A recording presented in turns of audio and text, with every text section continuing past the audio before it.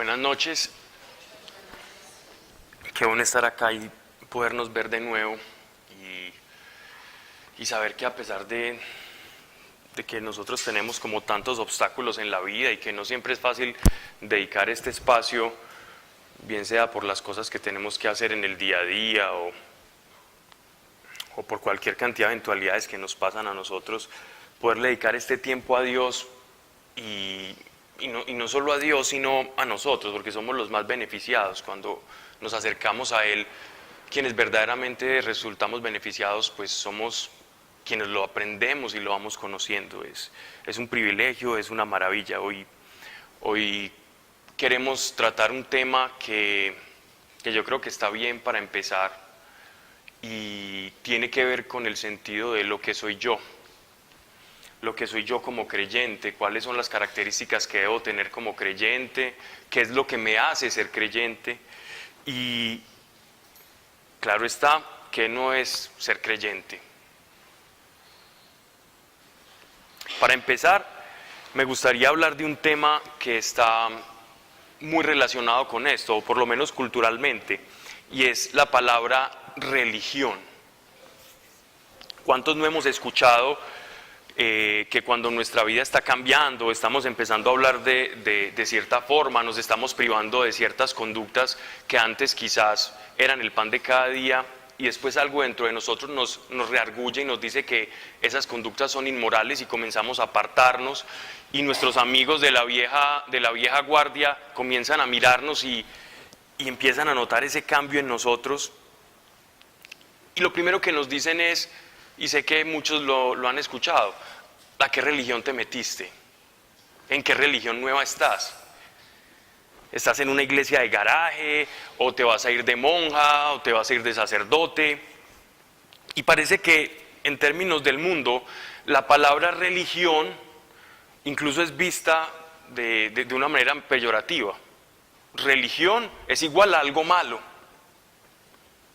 Y saben que la connotación de la palabra religión, incluso desde la etimología o el significado mismo de la palabra, ni siquiera los expertos, las personas que se dedican a estudiar el lenguaje, los grandes lingüistas, se han podido poner de acuerdo en qué significa la palabra religión. Si tú tomas un diccionario de la Real Academia de la Lengua Española, te dirá religión, sistema de creencias, conductas y doctrinas encaminadas a... Bien puede ser religión islámica, bien puede ser religión cristiana, budista, prácticas de Oriente, etcétera, etcétera. Todo ese conjunto de doctrinas se le llama religión. Pero, si tú te vas a la etimología, te vas a dar cuenta que incluso esa palabra religión, que significa religare, o sea, desde el latín es algo así como volver a atar, como mezclarse, como atarse a algo, como aprender algo, como yo estoy anclado hacia algo, y ese anclado hacia algo, los etimólogos dicen, esto es anclado hacia Dios, pero son suposiciones. Agustín peleaba con Cicerón, Cicerón peleaba con Lactancio, y todos estos grandes pensadores, tanto cristianos como no cristianos, se debatían sobre el significado del término religión. Y si ni siquiera los expertos en el lenguaje están de acuerdo en qué es religión, y nosotros muchas veces también comenzamos a pensar que nosotros estamos viviendo una religión, cuando ellos ni siquiera están de acuerdo en el significado de qué significa, es decir, qué significa esa palabra. Creemos que religión es practicar cosas culturalmente y así hemos adoptado esa expresión. Ok, yo creo en Jesús, voy a misa o voy a un culto, entonces por eso yo soy religioso y mi religión es la religión cristiana. Y poco a poco nos hemos ido identificando nosotros los creyentes con la religión. Pero el cristianismo, o lo que somos nosotros en esencia, lejos está de ser una religión. Lejos está de ser una religión. Vámonos a las Escrituras para probar esto que les estoy diciendo. Y para que salgamos de ciertos mitos que tenemos con la palabra religión. Vamos al Evangelio de Juan, capítulo 3, versículo 3. En este pequeño versículo que voy a leer del Evangelio de Juan se resume el todo de lo que voy a exponer en esta noche. El cristianismo, el ser creyente, no es pertenecer a una religión, no es pertenecer a un cuerpo de creencias, de doctrinas, de cosas que voy aprendiendo.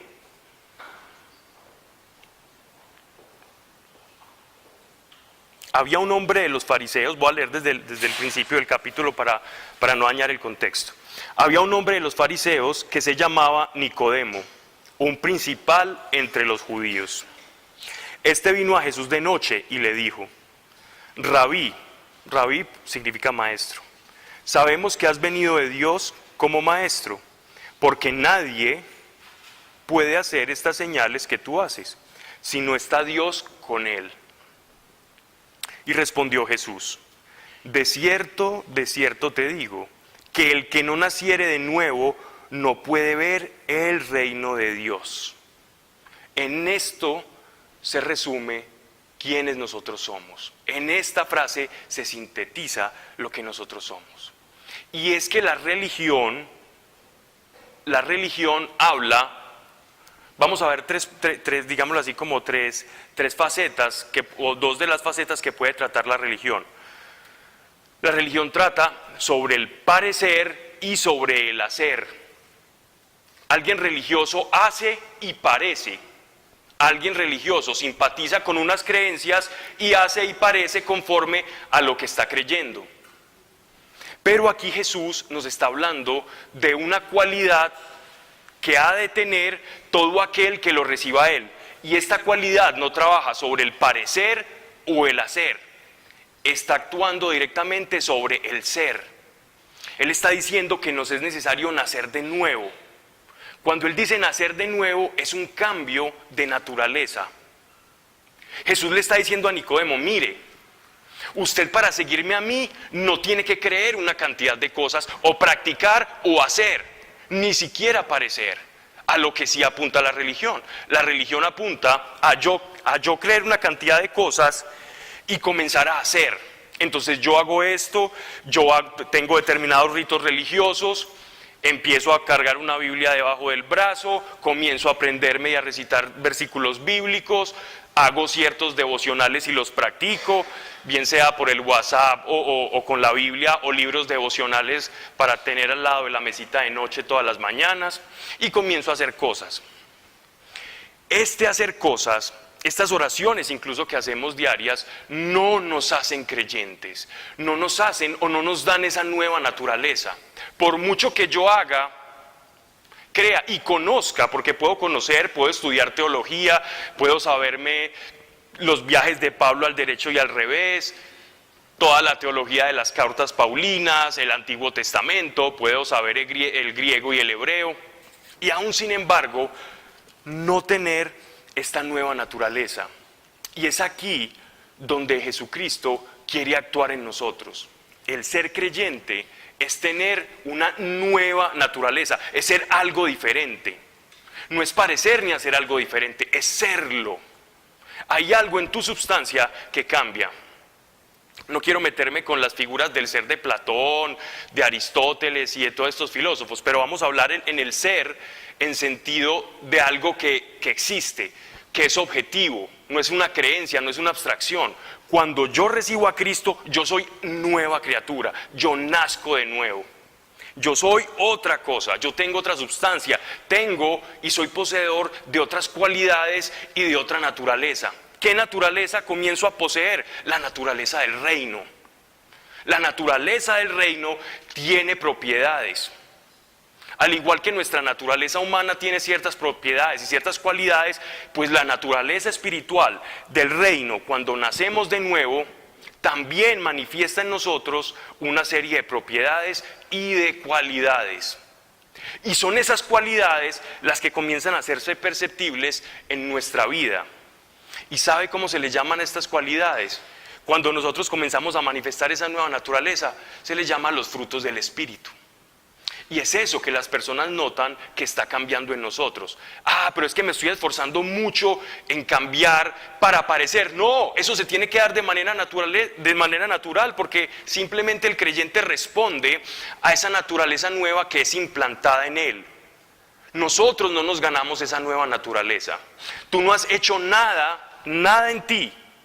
Nada en ti. Característica número 1. Nada dentro de nosotros nos hace merecedores o que podamos ganarnos esa nueva naturaleza. Alguien que tiene la nueva naturaleza sabe por medio del Espíritu Santo que está en él que él no puede hacer nada por ganar esa naturaleza. Un verdadero creyente, característica número 1, resumo, se sabe que no puede poseer esa naturaleza por sí mismo, por sus propios méritos, por sus propias obras, sino que esa naturaleza se va apoderando de él.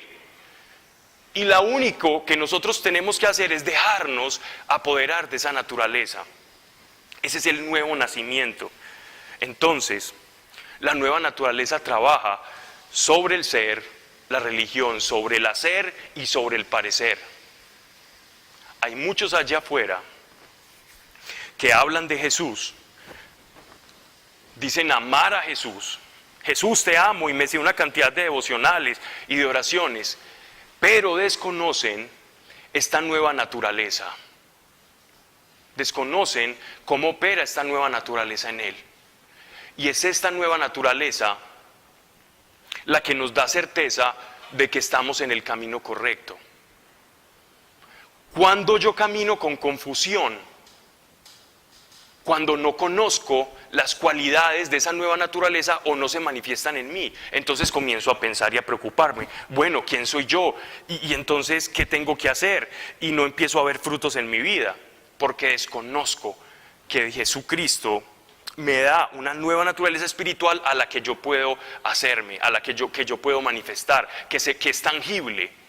Esta nueva naturaleza no es creer en una promesa que no se va a cumplir. Ser creyente no es tener una expectativa atemporal que nunca va a pasar o una especie de expectativa post-mortem para cuando nosotros nos muramos y ahí sí vamos a tener un encuentro con Dios. No, esa nueva naturaleza empieza a manifestarse ahora. Respondió Jesús y le dijo, de cierto te digo, y notes el énfasis con el que nuestro Señor habla, que el que no nace de nuevo no puede ver el reino de Dios.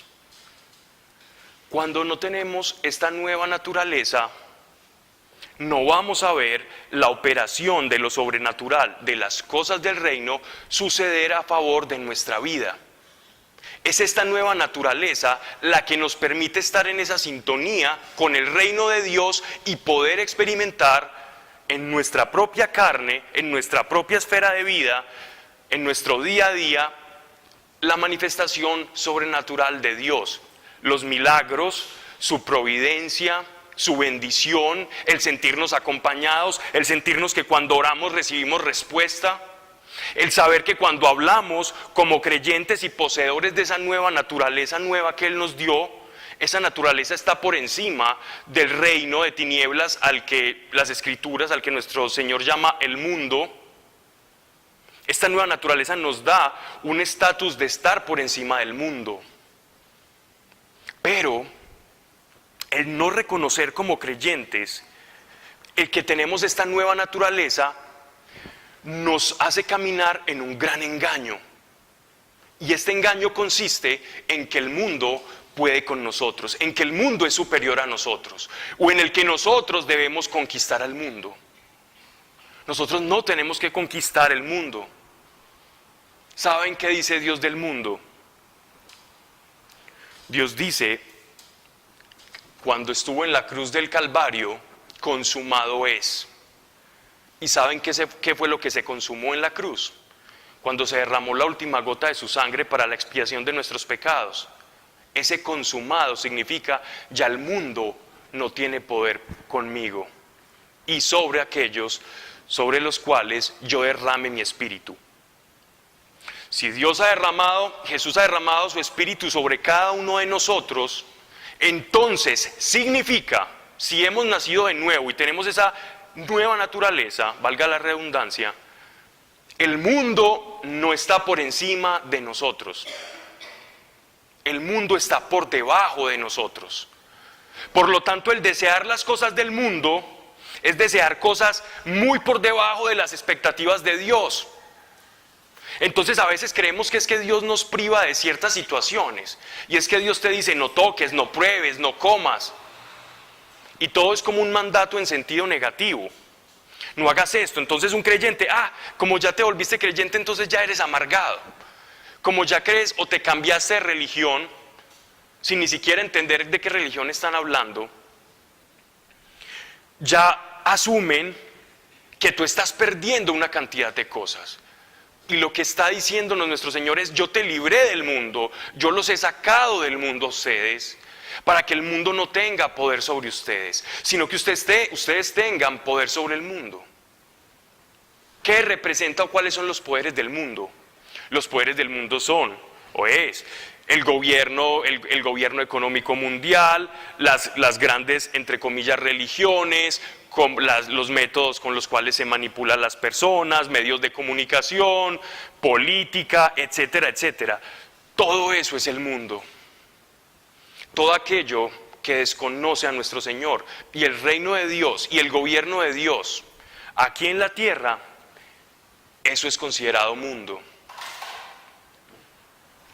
Tenemos que mirar en dónde está nuestro corazón. Si nuestro corazón es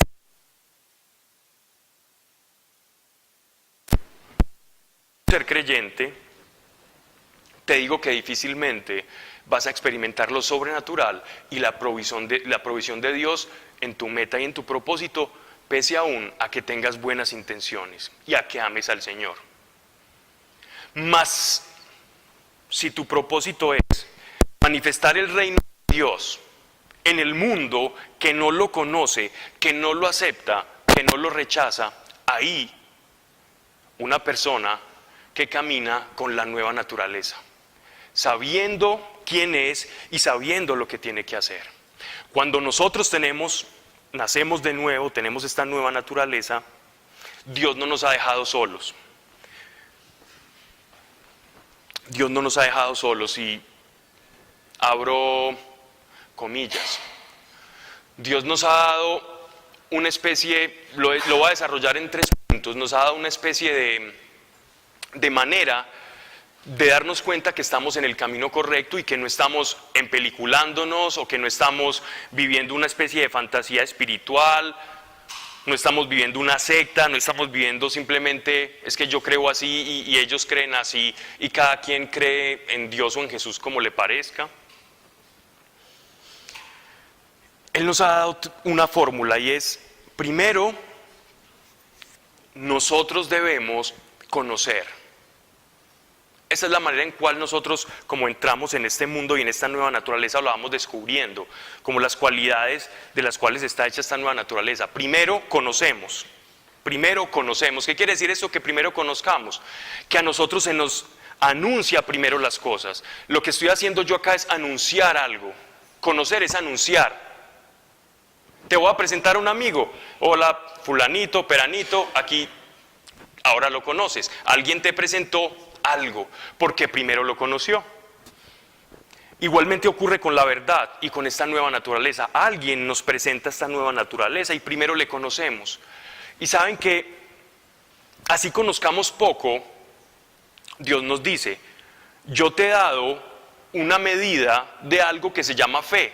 Yo en el ser humano he depositado fe, la capacidad de creer en cosas que aún no has visto.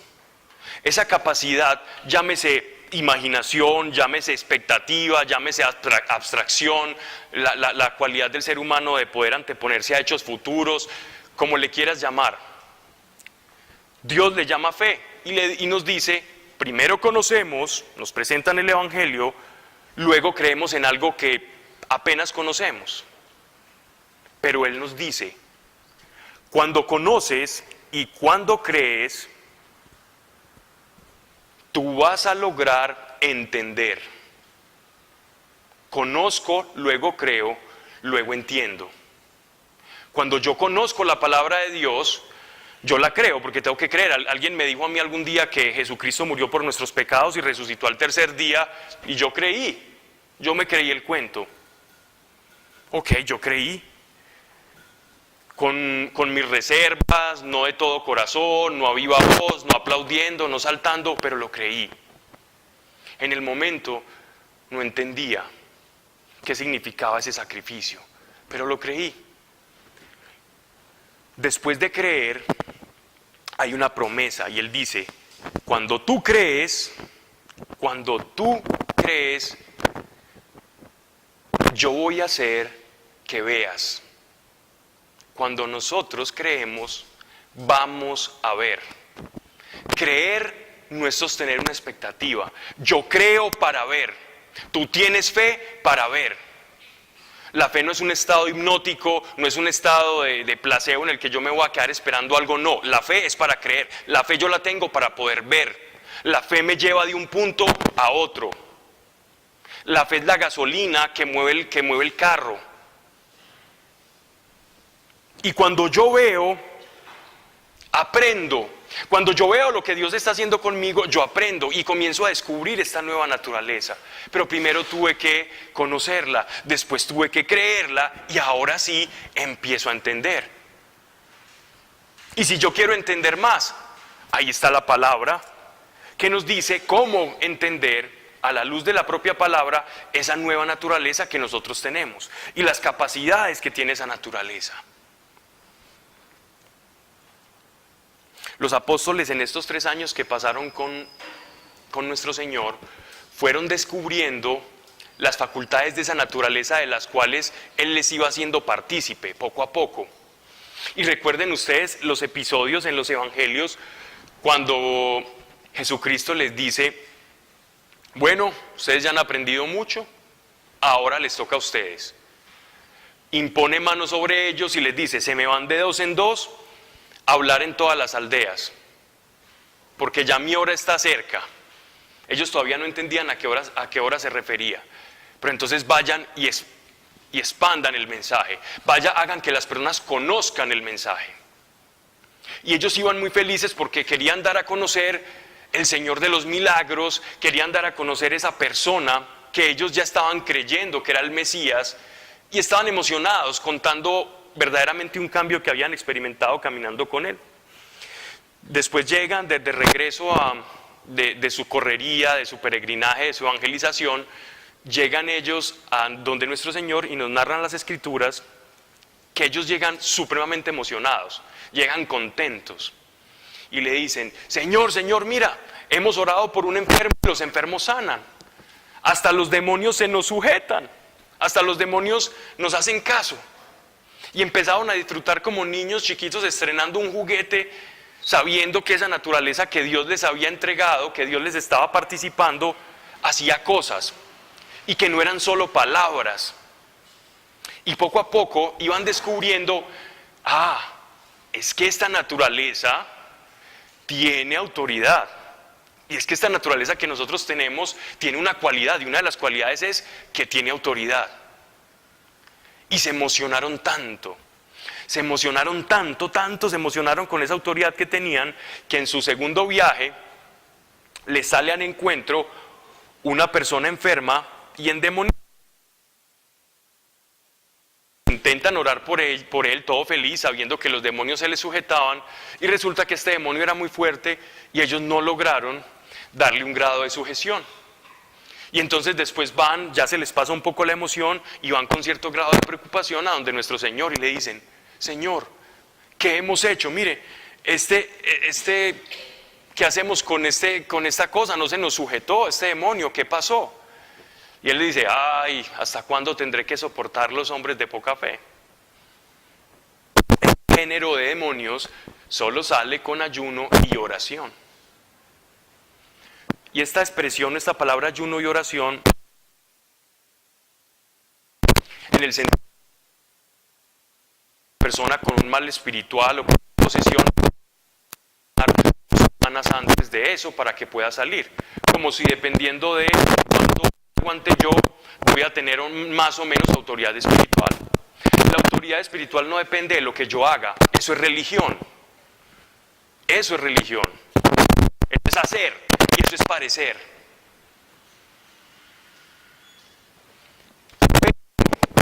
Pero los apóstoles estaban descuidando una faceta de su naturaleza que era el ser. Y era que se les había olvidado, cuando nuestro Señor les dice, solo salen con ayuno y oración, ese género de demonios les estaba diciendo, ayuno y oración significa el sometimiento completo a la voluntad de Dios.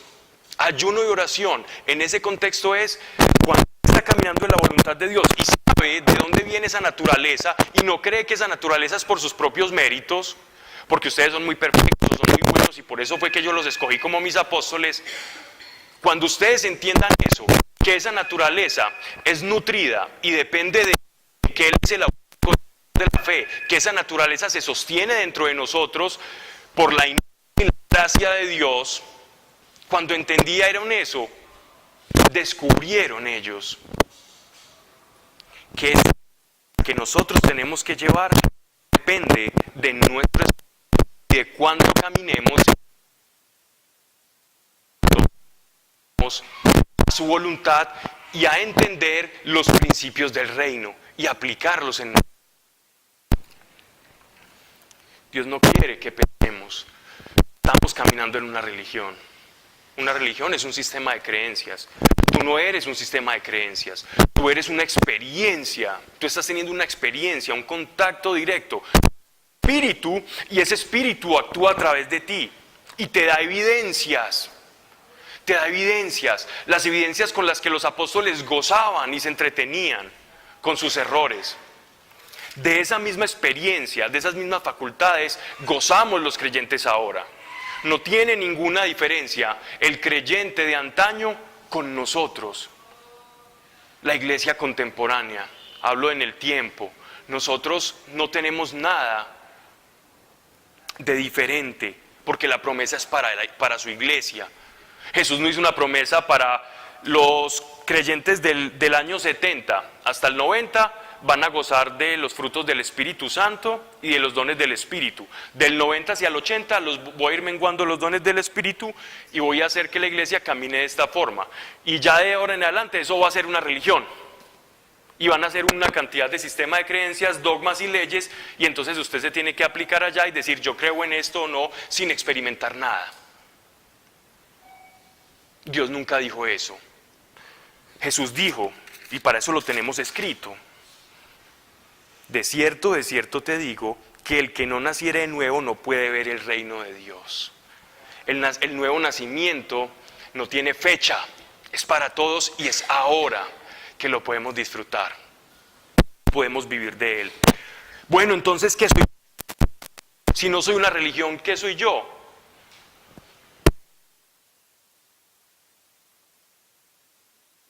Tú eres un cristiano.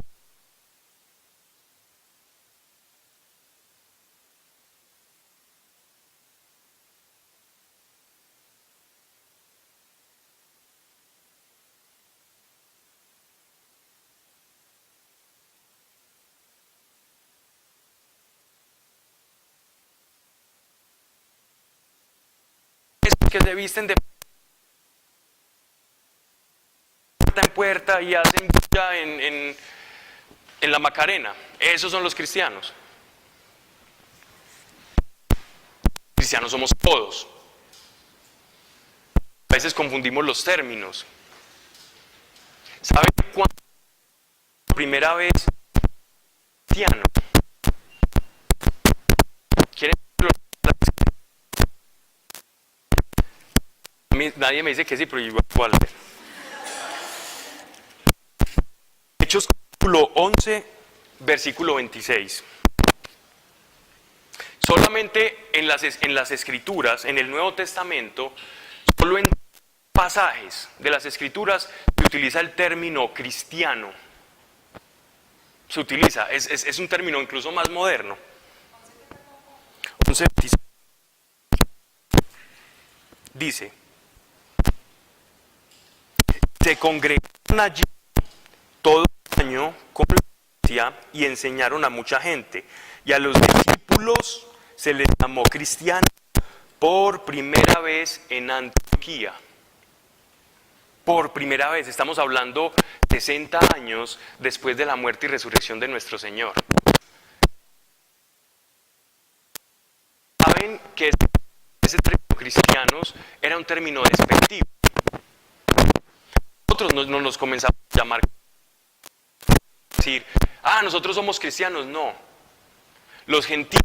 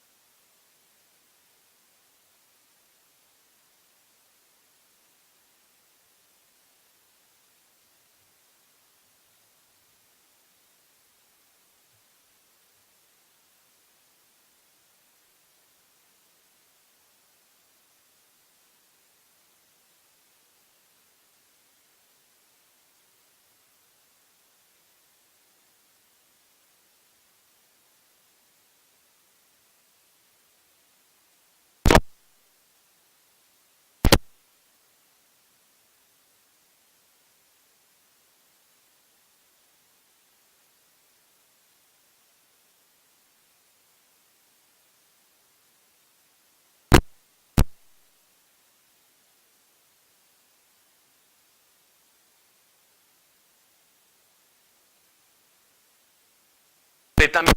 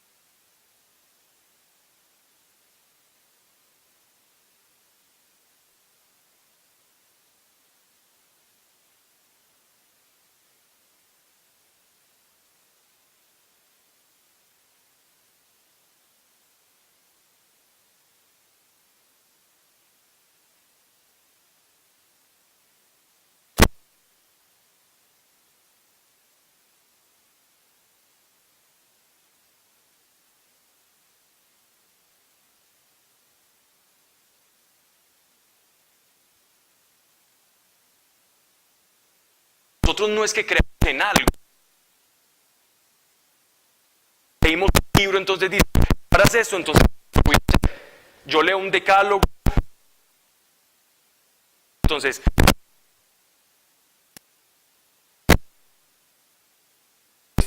todo lo contrario a ser creyente. Pues,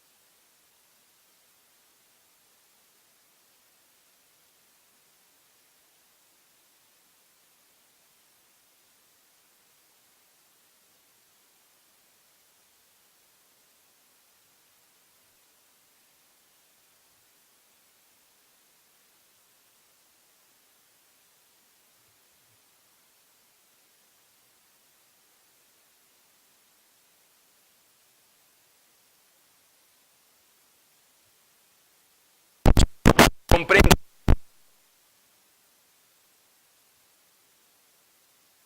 Vemos vidas cristianas completamente secas, áridas, de Dios.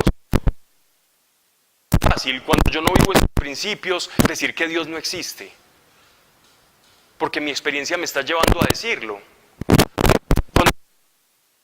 Es muy fácil que por esa experiencia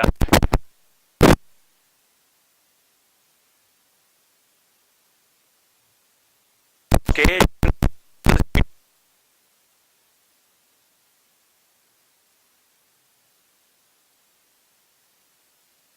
como él dijo,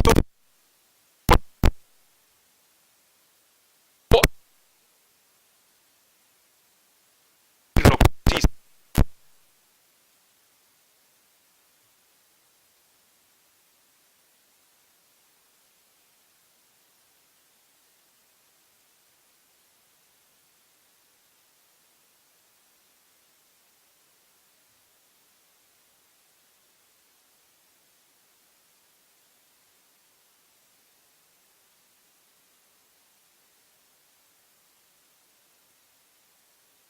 A los que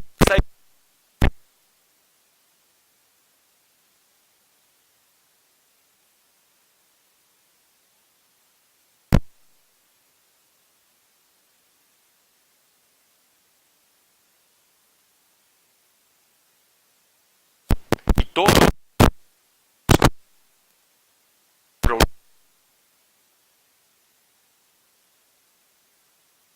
puede creer en cualquier cosa.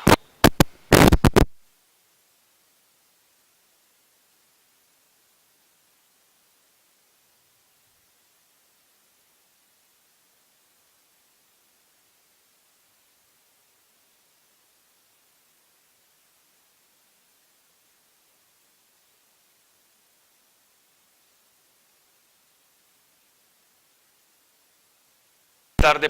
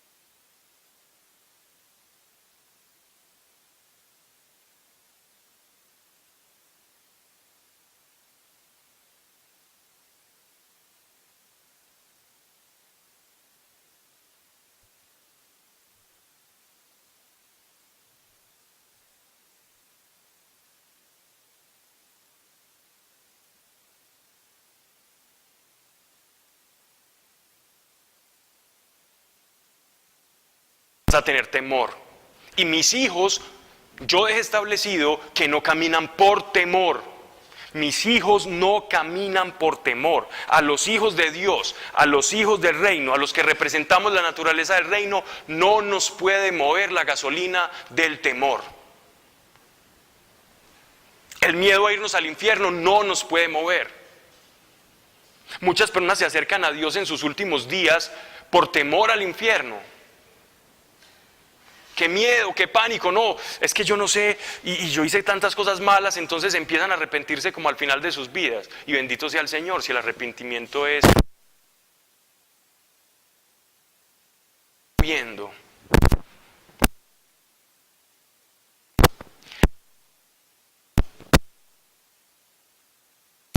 Viendo. Saber. Bien, ver bien. Creer bien, luego si no sé qué es lo que está bien, lo que está bueno y cómo creer lo que Él nos dice que tenemos que creer. No tengamos miedo al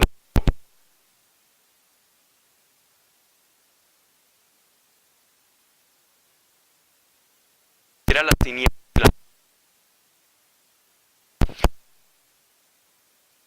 los hagamos la muerte. Aún de eso Él nos despojó. Aún Él nos ha despojado de la muerte. No sé, aquellos del mundo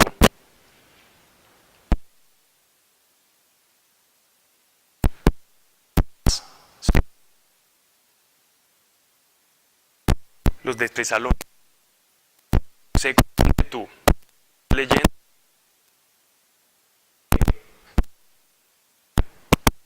Señor, todos aquellos que poseamos su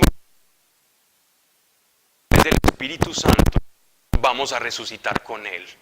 Porque como siendo las primicias de la cosecha, vamos a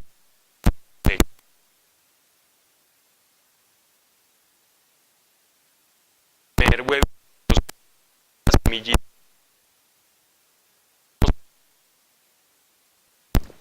Ese séquito y vamos a probar que sus palabras eran reales. Pero yo, ¿cómo puedo probar la expectativa en la resurrección? Si la iglesia lleva esperando eso 2017 años, ¿cómo puedo probar yo eso? ¿Cómo puedo sustentar eso ante la gente que no cree? Quizás ellos vean que yo me comience a comportar mejor, pero ¿cómo puedo sustentar eso de que vamos a resucitar? Créeme que ese no es tu trabajo no es convencer, nuestro trabajo no es convencer a nadie. Porque cuando nosotros hablamos de lo que experimentamos, no lo hacemos por un deber, sino por la necesidad que tenemos de contarle a otras personas, mire, usted a Dios sí lo puede experimentar. No los tienes que convencer a ellos de nada, porque el mismo Espíritu Santo que tú les vas a dar a conocer a ellos, les va a convencer que esto que estamos hablando es real. Y si eres un alma difícil de convencer, créeme que Él te va a dar experiencias aún sensibles, aún en tu carne, aún a través de visiones y sueños, como lo hizo con el apóstol Pablo. Y te va a demostrar, porque Él no es mediocre ni es hombre para mentir, y Él dice, y Él me lo ha mostrado, y he visto que lo hace continuamente, por eso estamos hablando acá. Y dice que el Espíritu Santo son las arras, es como la prueba, es como la porción de cielo que nosotros tenemos acá, que nos va a recordar que tenemos una vida futura llena de Él. Cuando yo recibo al Espíritu Santo, es la confirmación, es como esa garantía que Él me da y me dice, en el futuro todo eso que te he dicho se va a cumplir. ¿Y cómo es eso del Espíritu Santo? No es algo que yo creo, es algo que yo experimento. Yo experimento una comunión con el Espíritu Santo, yo puedo disfrutar de los dones del Espíritu Santo, como iglesia puedo tener y actuar bajo los principios y la autoridad del reino, y el reino se comienza a manifestar en el mundo. Y de esa manera yo digo, wow, la fe que yo tenía en algo que no comprendía, ahora me ha llevado a entender que las palabras de Jesús se cumplen y que no es mi tarea dárselas a entender a los demás, pero sí es llevar la luz del Espíritu para que conociéndole, creyendo en Él, también lo puedan comprender. El creyente conoce su naturaleza, comprende las facultades que tiene su naturaleza, y ahora sí, una parte supremamente importante, hace y manifiesta esa naturaleza. Manifiesta esa naturaleza. No hay creyente que no manifieste la naturaleza de Dios. No hay creyente que no busque otros creyentes. No hay ruedas sueltas en el Evangelio. No hay ruedas sueltas en el reino de Dios. Comienza a gustarme, estoy en un avión, estoy en un lugar y comienza a gustarme estar con otros. No importa su origen étnico, su color de piel. Pero si es creyente, cuando yo tengo el Espíritu Santo, yo voy a reconocer que ahí hay un hermano.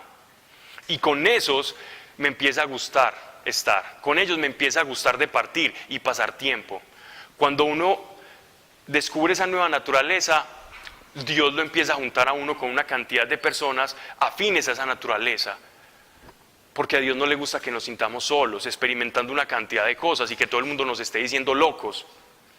Dios se va a encargar de mostrarte a otros locos, incluso más que vos. Y no, hasta allá no, y allá va a llegar uno. Pero ese es el propósito de Dios. Nosotros somos hijos de Él, que manifestamos la naturaleza del reino allí donde camino. Yo venía pidiéndole hace una semana algo al Señor en oración, muy fuertemente. Se lo pedí muy fuertemente hace unas semanas atrás, pero ya lo venía hablando con Él en oración de tiempo atrás. Venía pidiéndole una serie de cosas que se cumplieran o que yo creía que necesitaba para hacer, para unos proyectos que quería hacer. Y esto fue el domingo en la tarde-noche. Estaba dando una charla, estaba orando por unas personas que estaban allí, por una familia. Y mientras hacía una oración por alguno de ellos, el Espíritu de Dios me habló. Me habló y me puso una certeza en el corazón y algo que me dio una alegría tan grande. Él me dijo: Pablo, no me vuelvas a preguntar, porque él ya sabía que yo en el carro, mientras salía de esa reunión, me iba a ir diciéndole y orando por lo mismo. Y él me dijo: no me vas a volver a decir lo mismo. A donde tú vayas, voy yo. A donde dejes de ir, no voy yo. A mí me dio tanto susto eso que experimenté, porque no fue como una voz, fue como una especie de sensación que se apoderó de mí en medio de esa oración. Y yo no podía creer, pero ahora comprendo a la luz de esto que estamos hablando. Si tú tienes la naturaleza de Dios, porque Cristo vive en ti, a donde tú pises, lo estás llevando a Él. Tú quieres ir a algún lugar, ve y Él está contigo. Pero tenemos que ser conscientes de esa naturaleza y lo vamos a llevar a Él. Si yo dejo de ir a algún lugar, entonces Dios está dejando de ir a ese lugar. Para los que estamos estudiando el libro de Isaías, recuerden cómo le dice Dios a Isaías. En el capítulo 6 del libro de Isaías, Dios llama al profeta y le dice, en una visión pues y una teofanía impresionante, le dice: ¿a quién enviaremos? Ay, ¿a quién enviaremos? ¿A quién enviaremos? E Isaías por allá alza la manito todo acongojado: yo, Señor, envíame a mí. Eso mismo nos está diciendo a nosotros. ¿A quién enviaremos? Jesús, Padre, Hijo y Espíritu Santo, ¿a quién enviaremos? ¿Quién va a ir? A donde tú vayas, si eres consciente de mi naturaleza, me vas a llevar nada más y nada menos que a mí. Y las cosas de mi reino se van a manifestar allí donde tú vayas. No seamos como los apóstoles cuando creyeron que era por ellos mismos que las cosas pasaban. Y nuestro Señor les dijo: por eso, incrédulos, es que no pudieron expulsar ese demonio. Sean conscientes que cuando ustedes me llevan a mí, yo voy a actuar a través de ustedes. Y es por mí, en ustedes, que ocurren todas estas cosas.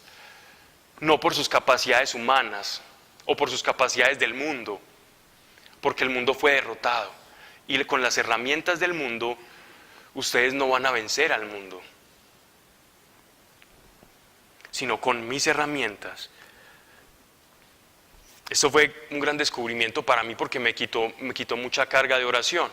Y a raíz de eso, pues, hice unas llamadas y dejé de postergar 2 viajes que había postergado en el año pasado, a finales del año pasado. Y se abrieron las puertas inmediatamente. Dije sí y ya se abrieron una cantidad de puertas impresionantes. Definitivamente, cuando tú conoces la naturaleza a la cual fuiste llamado a tener, vas a ver cosas sobrenaturales pasar. Vas a ver que el mundo espiritual comienza a actuar a favor tuyo. El mundo espiritual te abre puertas. El reino de Dios es una llave que es inagotable. Es fuente de gozo. Y sí, allá afuera el mundo no nos va a reconocer, pero como decía Pedro en su carta, cada vez que su nombre sea blasfemado, que se burlen por cómo vivamos o por lo que ellos creen que es ser creyente, sin conocer y experimentar esta naturaleza, sientan y sepan que estamos glorificando a Dios. Sepamos que estamos glorificando a Dios y que su nombre está siendo glorificado. Y que Dios nos está haciendo un guiño desde el cielo y nos está diciendo, no se preocupen, que conmigo lo hicieron primero.